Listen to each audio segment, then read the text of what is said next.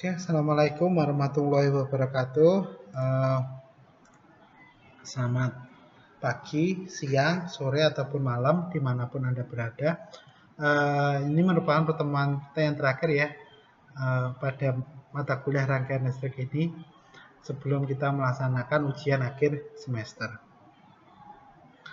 Oke, materi kita yang terakhir di sini adalah tentang transfer daya maksimum, gitu ya.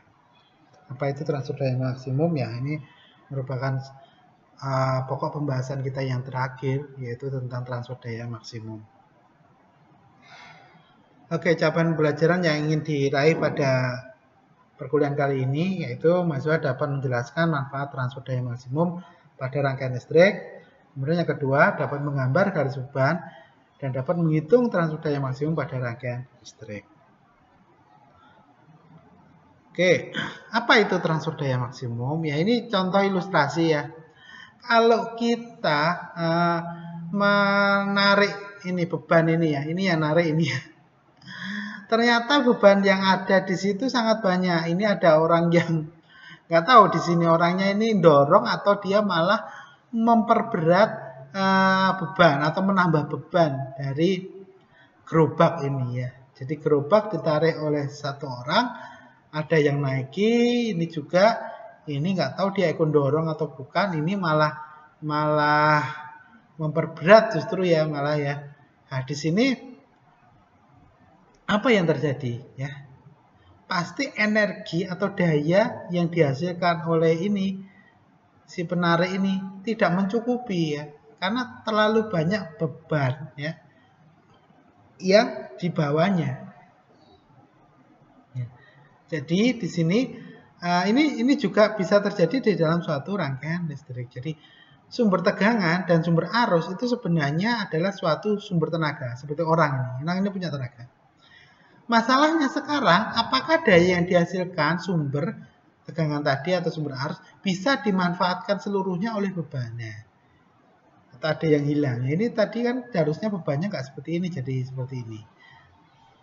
Dampaknya apa? Apakah daya yang dihasilkan terlalu kecil untuk ditransfer ke beban? Artinya dia menghasilkan daya itu tidak cukup untuk dibawa ke sini. Misalkan di sini bebannya adalah 200 kg ya, atau 300 kg. Sedangkan atau newton kalau gaya satuannya misalkan ini 20 newton ya. Apakah dia sanggup menghasilkan 20 newton? Ya, ternyata yang dihasilkan di sini oleh dia hanya 10 newton. Maka otomatis ya nggak bisa tertarik itu ya, malah dia yang tertarik gitu ya. Jadi di sini daya yang dihasilkan oleh sumber di sini tidak mencukupi sehingga tidak bisa menggerakkan beban. Nah, ini salah satu tidak efektifnya daya yang dihasilkan dengan daya yang ditransfer.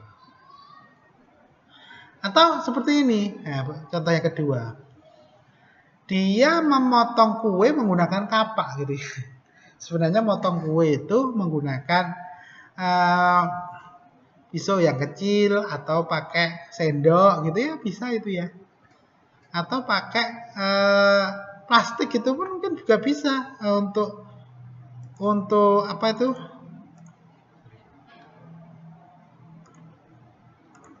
Untuk memotong kue gitu ya. Tapi dia menggunakan kapak. Artinya apa? Daya yang dihasilkan di sini terlalu besar ditransfer ke beban.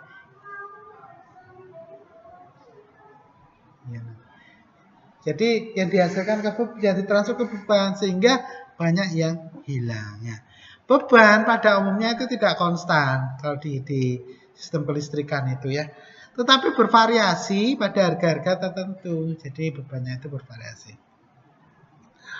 Nah, daya yang diberikan sumber pada beban harus semaksimal mungkin atau di sini pada saat itu dikatakan beban telah match dengan sumber. Jadi beban dengan sumber itu seimbang. Misalkan butuh dayanya 10 watt ya.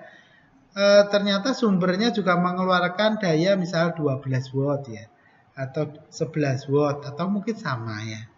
Jadi itu match seperti itu. Jadi tidak ada yang terbuang banyak.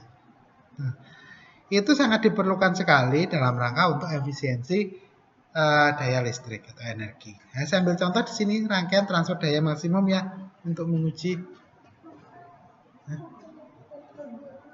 Ya nanti. Ya, transfer daya maksimum. So, ini seperti contoh ini contoh rangkaiannya ya. Jadi ada sumber tegangan, ada saklar, ada beban di sini atau RL ya.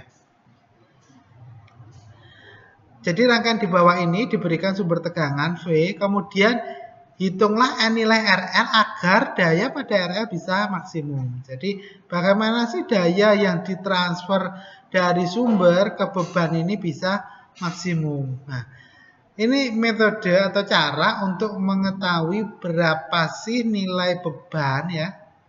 Beban yang pas di sini dengan sumber yang tersedia. Agar apa? Agar daya yang ditransfer atau daya yang dihasilkan oleh sumber di sini bisa ditransfer secara maksimal ke beban.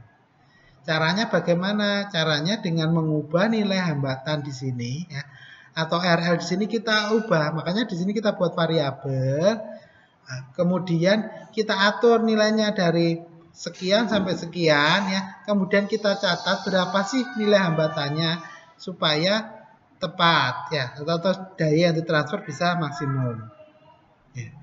Tabel hasil pengukuran, kemudian dari perubahan beban tadi kita transfer ke dalam bentuk tabel atau kita isikan ke dalam bentuk tabel. Contohnya ini, beban atau RL itu dari 0 kita ubah dari 0 sampai dengan 1000 watt di sini ya, dari 1000 ohm. Dari 0 sampai 1000 ohm kita rubah, kita buat variasi di situ. Kemudian kita ukur arusnya ya. Arusnya berapa? Misalkan arusnya di sini kita pakai alat ukur ya. Jadi kita ubah hambatannya atau RL-nya, kemudian kita ukur arus yang mengalir ya. Kita catat di sini. Oh, pada saat R0 arusnya ada sedikit. Pada saat RL-nya 20 ohm, arusnya 100 mA. Dayanya berapa? Daya itu sendiri adalah I kuadrat R ya. I kuadrat R atau V kali I sama aja. Ya, I-nya berapa? R-nya berapa? Maka jika RL-nya 20, kemudian I-nya 100 mA, maka dapat diketahui besarnya daya yang diterima oleh beban itu adalah 0,2 watt ya.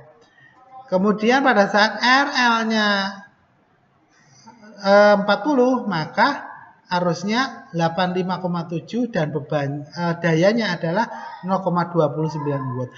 Dan seterusnya sampai RL-nya itu 1000, kemudian dayanya berapa gitu, dayanya 0,12. Nah, dari sini bisa kita simpulkan bahwa dari data ini pada saat nilai RL-nya 100 itulah daya yang terbesar. Kenapa di sini? Karena daya yang diterima oleh beban nilainya 0,36 watt bila dibandingkan dengan yang lainnya ya. Begitu di sini 0 dan seterusnya sampai di sini dayanya tinggi, justru di sini malah menurun ya.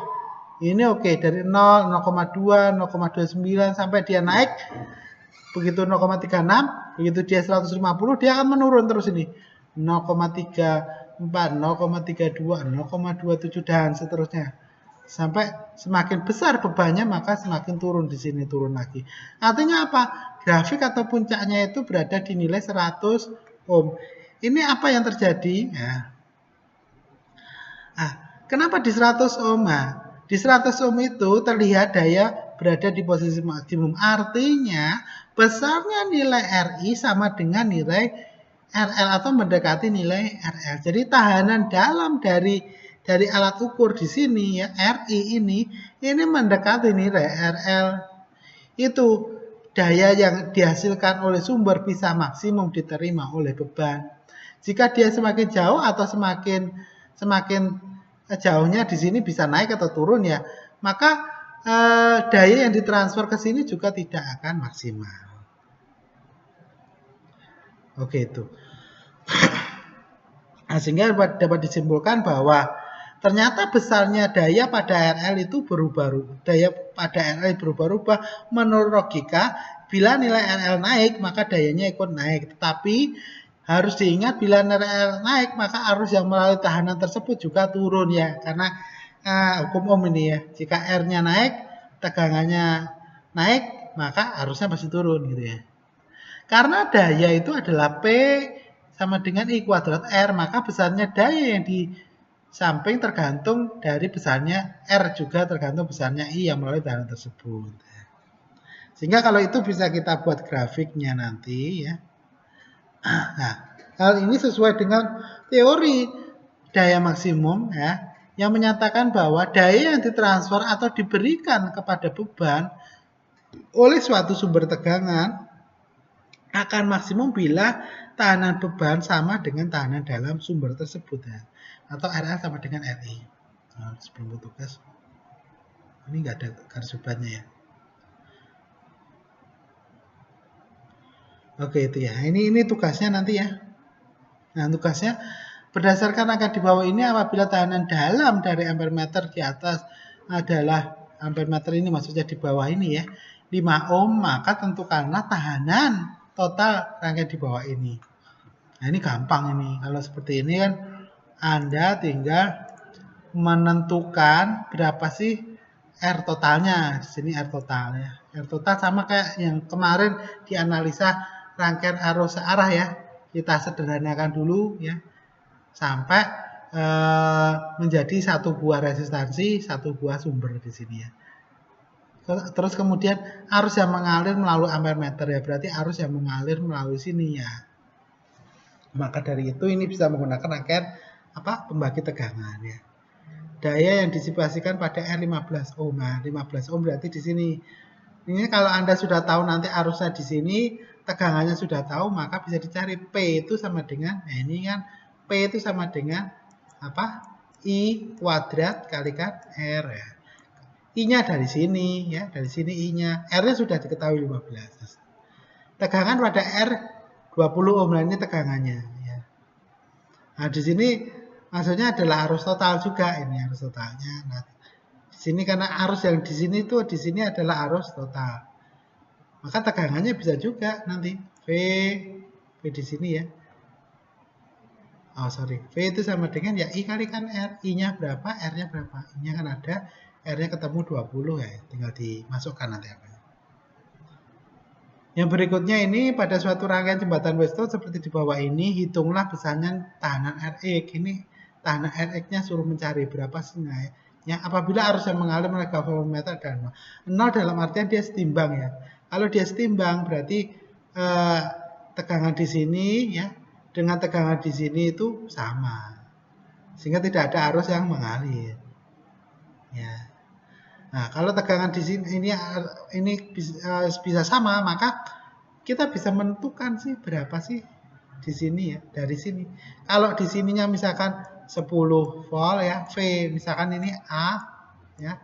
Ini B, ini C ya. Tegangan di sini 10 volt, maka di sini juga 10 volt lah. Nah, di sini 10 volt juga. Kalau di sini 10 volt, di sini 10 volt. Nah, kalau di sini 10 volt, maka bisa dicari dong ininya, R-nya gitu. Oke, itu yang bisa saya sampaikan. Selamat, nanti Anda setelah ini akan menempuh ujian akhir semester. Semoga sukses ya ujiannya. Kurang lebihnya saya mohon maaf. Assalamualaikum warahmatullahi wabarakatuh.